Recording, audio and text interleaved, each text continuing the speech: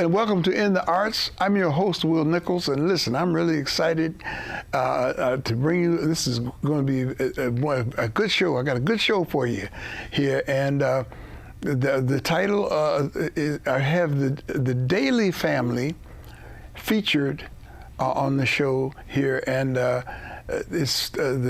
subtitle is Family Focus, which that covers a lot of area. There's all kinds of things that we need to do with families, bringing families back to, and especially in these times we're living in now. And this is just an example of one of the families that I find quite extraordinary. And we're going to cover some areas of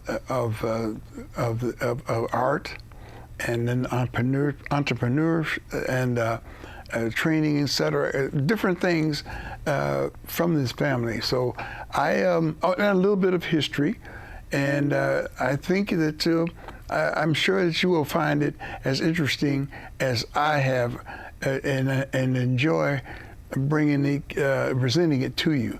And without further, there's not enough I can say.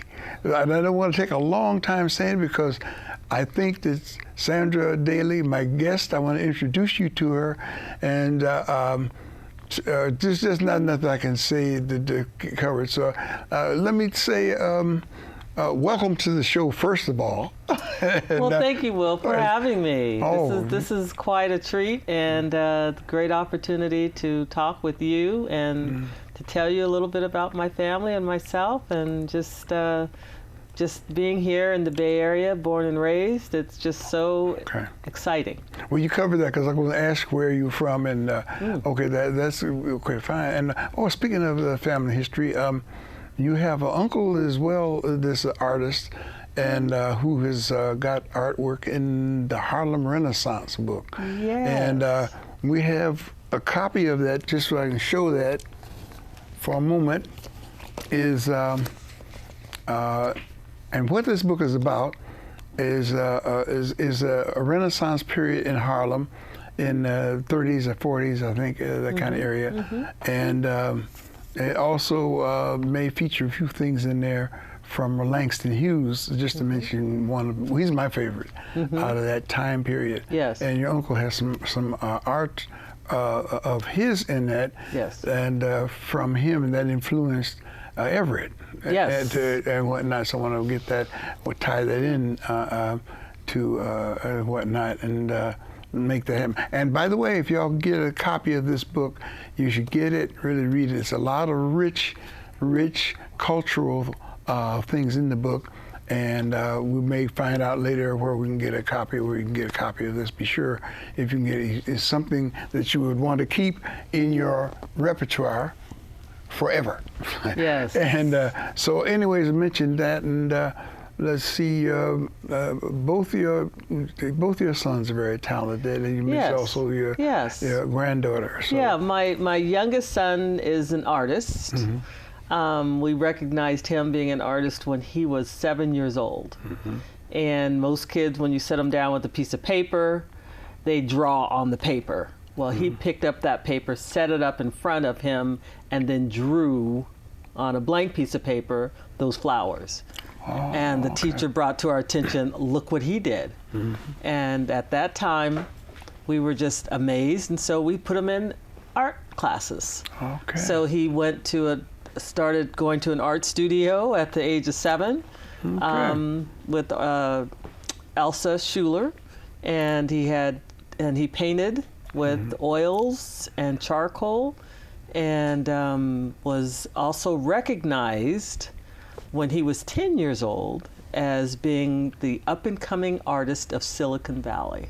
Oh, interesting. And that was during the time when they were having this big, huge art recognition in Mountain View, and they were all adults. And here was my son.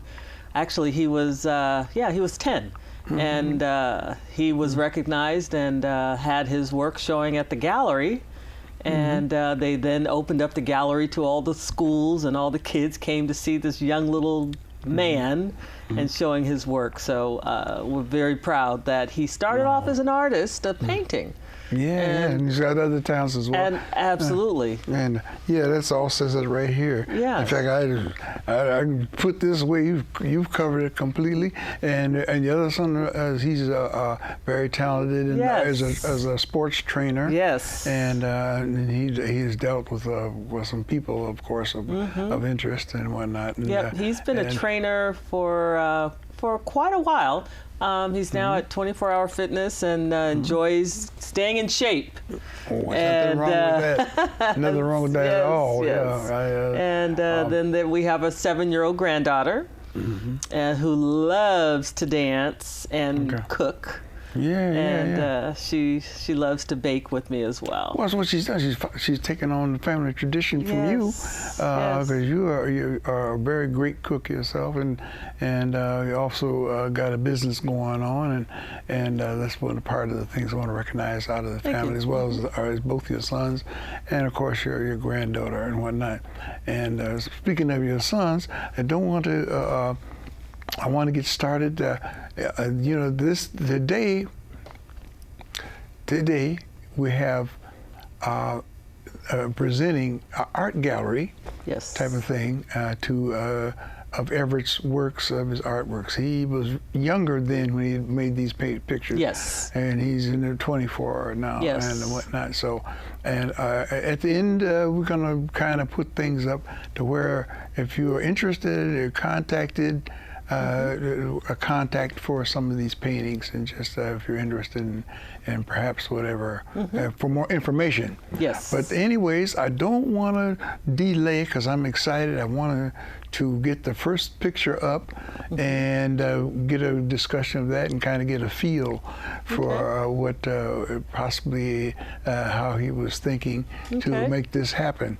Now, this is the picture of a lion's face, which is very, I find very, I don't know what to say, very... he spent a lot of time with, on this print, on this drawing, on the eyes. And so he started off with the eyes and then worked from there. At one point, he wanted to continue drawing with the outside, the ears, and Elsa would say, no, let's just focus on what you see. And so that is what he saw. And so he really enjoyed doing that piece. I can see that, and it has that focus. The line is really focusing, like with a.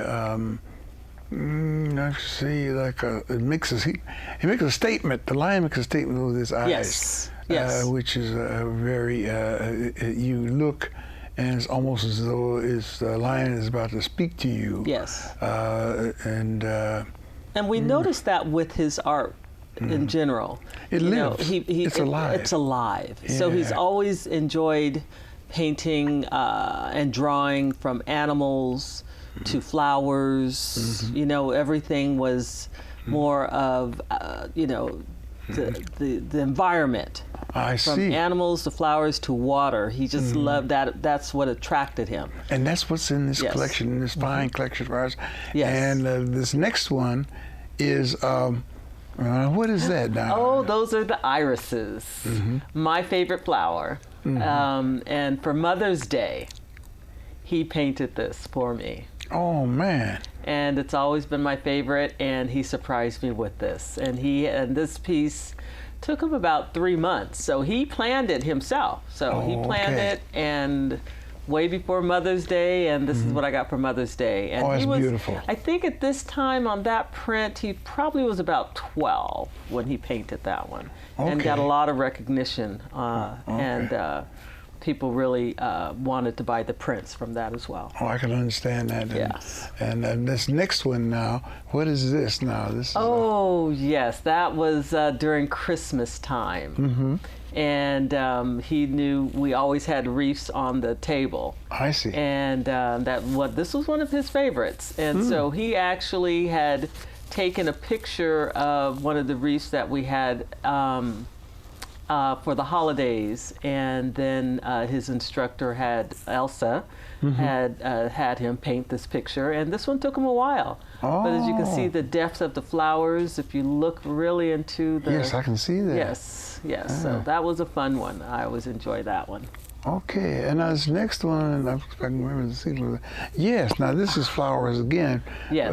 That are budding on a vine, but they look like the buds just opened up. Yeah. And you know, and we have a flower garden in our yard, and so a lot of these prints they've come from our garden. Oh, I see. And so he will take pictures, or he'll look in a magazine, but this is again another one of the flowers with the detail. And you know, when I first looked at it, I was I said, he even has a fern in that picture. So yeah, that was a fun one that he enjoyed doing as well. Oh, okay. And this next one is what is that? That I saw that. Go ahead. I'll let you go. This is his the moon, the stars, and this was one of his first prints that he did.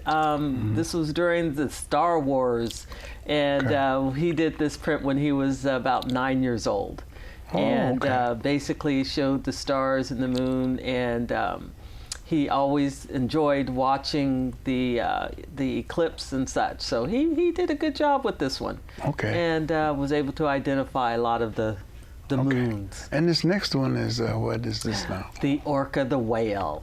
Oh, he loved, well, so we went to San Diego on a vacation, and he loved him and his cousin Sam, and he always loved the whales. So this was an orca. This was called orca, and so he enjoyed doing this one because he liked the water.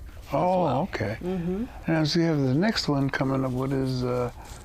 I guess what is that? Oh, the clouds. That's that's kind of interesting. This was one of his first oils that he did, and it's interesting because if you look at his signatures, you can see the different ages that he was during his drawings and paintings. But yes, this was what he saw in the sky, and he actually had a picture of this and painted from what he saw. Oh. Yes, yes. And the next one now, because I'm just enjoying the vision. There's a flying eagle. The eagle. This is the print, the drawing that actually, I don't want to say made him famous, but this print here, this drawing here gave him acclaimed recognition. Yeah, because in the art field. Because I can see with the eagles, he's in flight.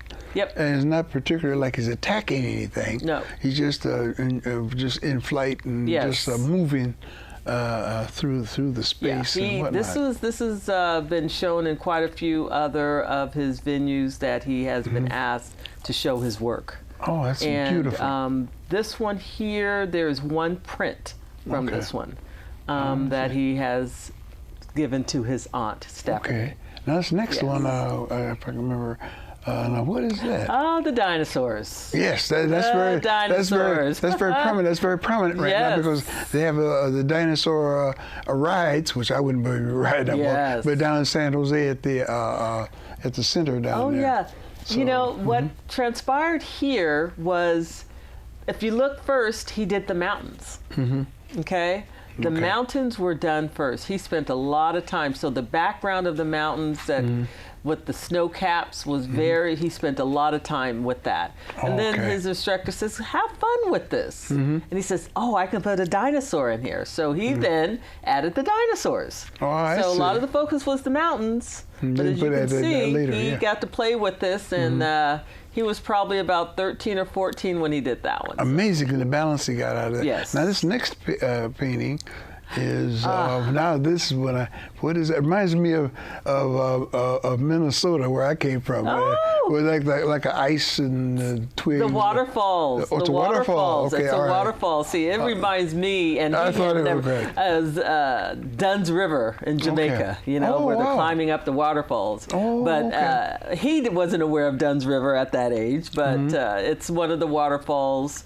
It's beautiful that he has done, and he's actually been to waterfalls. But at this time, it was a print from his instructor. It's so concise. I think I can hear the water running. Yes, yes. yes. And his next painting is what is that? The snowcap. The snowcap mountains. Mm-hmm. He did this one. You know, he always liked the snow.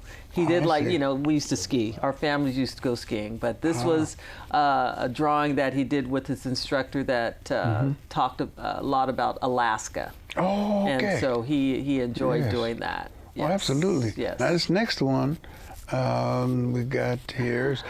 This is Kwanzaa. This is one of my favorite subjects. Yeah. Yes. So I played for Kwanzaa for one gig, and it's a nice, rich history. Yes. I forgot the man's whose name who came up with that. It was back in the '60s, I think it was 1964, and we celebrate that every year. So we celebrate it, and so he, when he was in elementary school, he decided to draw this. I had asked him to draw this for an event. That we were at his school. I was introducing Kwanzaa to his school. And so he drew this with the help of Elsa.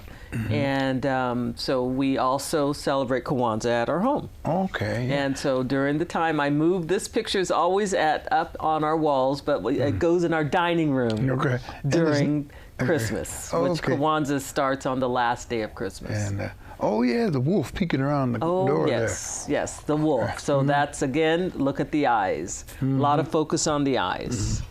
So he just enjoys doing his animals, and but again, focusing on the eyes. Oh, okay. Yes.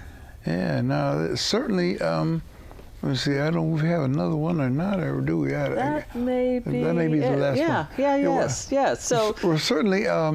My goodness, I can't say enough about the talented gentleman, young Everett, and his paintings are so concise, you know, where you can, again, where they're living, and going back to especially the animals, the expression. That actually is almost human. Yes. Or you can say, you know, whatnot. There's a lot of depth there, and I can see where he has a lot of depth in his concept as the way he approaches art, which is very important because it's the same with music, and music and art go hand in hand. Oh, absolutely, because today he's 24, and he's graduated from Pepperdine University. Yes, right. He's a theater major.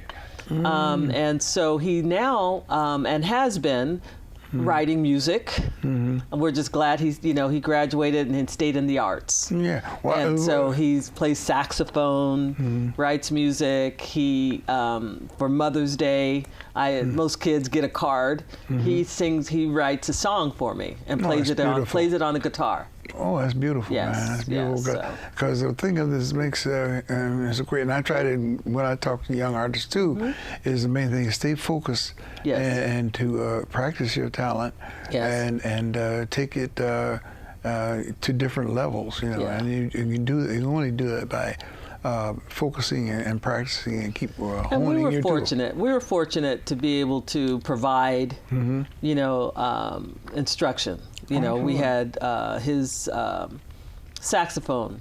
You know, he had private lessons. Oh, all right. And so he played saxophone for about 6 years. And so we're just blessed to be able to provide that for him. Well, he's got good surroundings with you and your husband. Yes. And of course, you guys deserve some credit for the business that you're doing. Yes. And what you're doing with the business that you're in. Sandy's Cobbler Cups. Sandy's Cobbler Cups. I want to mention that. Now, how did you come about that? How did you? Well, you know, I enjoy baking, and I actually had always enjoyed cooking and baking through my whole life, and continue to enjoy it. But I was in biotech. Okay. I was in sales and marketing for over 40 years. Whoa. And I since retired a few years ago, and I decided I'm going to do what I enjoy doing. And so I started off by doing lots of canning. That's an old trade. Oh yeah, my grandmother used to do that. Yes, yes, with yes. With the top. And Yep. People say, what is canning? Yeah. And I actually consider myself a professional canner. Oh yeah. And so my husband and I have an incredible garden. We've got about 12 different fruit trees in our backyard. Oh, wow. And nothing goes to waste, and we can everything. Oh, so yeah, I started off by canning. Yeah. And then I started off with canning apricots and canning Yeah. peaches and apples. And Yeah. so Oh, I gosh. decided one day I wanted to do something different once I left corporate America, and I came up with this idea of a cobbler in a cup. And that's when people were doing, for businesses, cupcakes and donuts, something different. Yeah. And so from cobblers in a cup became apple, apricot, mixed berry, and peaches. Oh, man. And so I tested the market with my family and friends. And I've now since provide cobbler cups to Levi Stadium 49ers. Okay. Get that in And there, yeah. yes, and I also, just starting this Friday, I'm providing cobbler cups and jambalaya and red beans and rice to the Earthquakes of Via Stadium. So that's kind of fun. So that's what I'm Yeah. enjoying doing, and my husband and I are just enjoying it. He still works full time, but he still, he drives a truck and delivers all the things for me. Well, see, that's what I'm saying. It's a team approach. Yeah, that's what makes families so very interesting. It makes your family very interesting because it does take a team effort. It does. For you to move ahead. Yes. And get together on something. Yep. You got to come to a understanding. Yes. And then focus together. Now it reminds me, when my wife and I first came to California back in '78, she'd lived out here before, and I'll make this brief how you can put it together. Yes. She comes back. I never been to California. I only saw California in the movies, and it was totally different when I got here. That's a long story. I won't get into that because I want to get back to which is. Anyways, we focused together, and I said, well, I need to do something with music. So we sat down, talked about it. And she said, we think about California. I said, well, yeah, I'm down. So she got a job and I got a job. We put our money together, and the rest is history. So I just set off to say that it takes cooperation from two people, and you got the family going there, and you can accomplish things. Yes, and it takes a lot of work and discipline. Yes, leaving corporate America and then starting my own business. It's difficult. It's not, everybody's like, how did you do it? I says, it takes a lot of discipline and sacrifice. Yeah, sacrifice financially and mentally, physically, because I'm busy. All the time, all the time. People think I have all the time in the world. And when you take a venture like that, there's obstacles that come up. Oh, absolutely. And you almost say, man, I don't know if this is a good idea or not, but keep going. Yes. Keep going, because once you pass those obstacles, you can see what's happening. Yes. So I hope that people watching this will get what you can do, and I hope if you have anything you desire to do with your family and whatnot, to do that. And so now we're speaking of the things, because all good things must come to end. So I got to first of all thank you for being the family that you guys are. Thank you. It was a great opportunity to have you on the show. And thank you. And to my audience out there, I would say there are many, many families that are in the community. This has been one of the positive families that I can present to you out of the community, and it's my pleasure. And we mentioned the jazz festival at Amy Church every second Sunday of the month. Spiritual jazz. Come down, and you also catering that too. Yes, I cater that. That's included, and also we have your information up there where they can contact you for that, as well as the magnificent art gallery that we experienced tonight. And my goodness, I just really I posted the people watching this will appreciate it as much as I do. Well, thank you so much for having me. Oh, yeah, and like I say, I dabble with art, but I dabble. I'm not that great of an artist.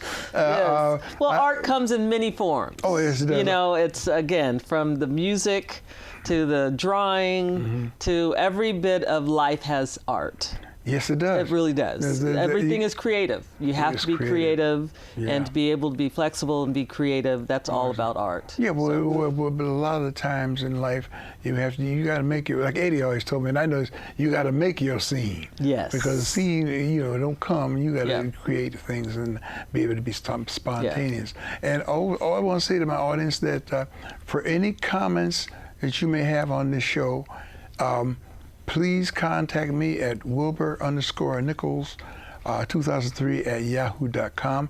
And I want to thank my crew for coming out and being so diligent, and thank you for the delicious cuisine. This was Crew Day at KMVT Channel 15, and I want to thank the Channel 15 for letting me have a show and be able to present to you the talent that I'm able to present to you. It's been my pleasure. And I just hope I've covered everything that's possible. Also, the book, A Harlem Renaissance, if you can get a copy of that, it certainly is well worth your while to check that out. Well, and also remember, at the AME Church that's on 20th and San Fernando, I think it is, 20th and San Fernando, the spiritual is at 3 o'clock from 3 to 5. On the second Sunday of each month, and we certainly have a local talent there that's just off the chain.